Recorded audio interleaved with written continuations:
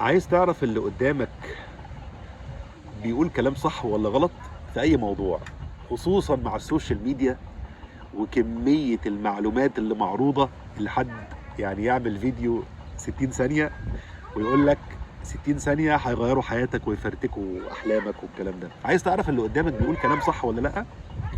اتفرج لما حد بيختلف معاه، أو طريقة عرضه للموضوع إن هو بيحاول يوصل لك إن هو اللي صح والباقي كله غلط ولا لأ.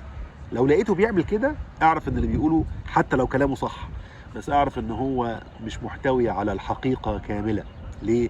لان مفيش حد فينا يعرف كل حاجة، ومفيش حد فينا حتى في الموضوع اللي بيتكلم فيه مفيش حد فينا يقدر ان هو يتكلم في موضوع ويقول ان انا جبته من كل جوانبه وان انا بقول الصح المطلق. مستحيل، مستحيل.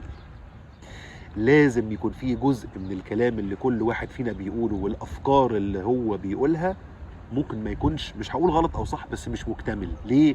لان احنا بشر، وتعليمك ومعلوماتك فكرك وتوجهاتك بتتطور كل ما خبرتك بتزيد وكل ما العمر بيزيد.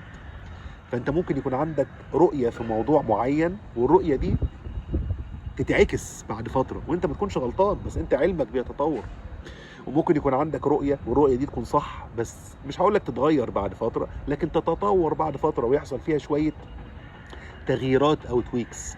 فلو انت فعلا عايز تعرف اللي قدامك صادق ولا لا، وتقدر تثق فيه وتاخد منه معلومة ولا لا، اختلف معاه وشوف لما تختلف معاه هيكون رد فعله عامل ازاي. لو لقيت ان هو متشنج يقول لك بقول لك ايه، انت مش فاهم في الموضوع ده، انا اللي افهم فيه، اعرف ان ده لسه قدامه شويه. لكن لما تلاقيه بيقول لك على فكره احنا ممكن نختلف عادي وممكن يكون رايك صح، وبالعكس انا عايز اسمع منك انت بتقول ايه، لان ده ممكن اكون انا في حاجه غلطان فيها، ده شخص ممكن تحط ثقتك فيه. لان طريقه التفكير اللي فيها فلكسبيليتي دي، واللي فيها انفتاح على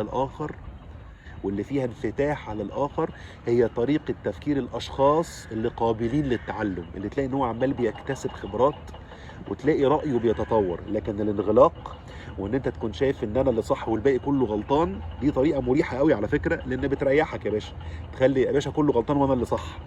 بس ايه مشكلتها؟ ما بتتطورش، تفكيرك ما بيتغيرش، فاكوردنجلي المعلومات اللي عندك بتبقى ضيقه.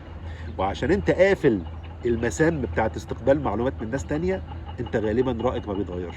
شكرا جزيلا، ادراكم على خير.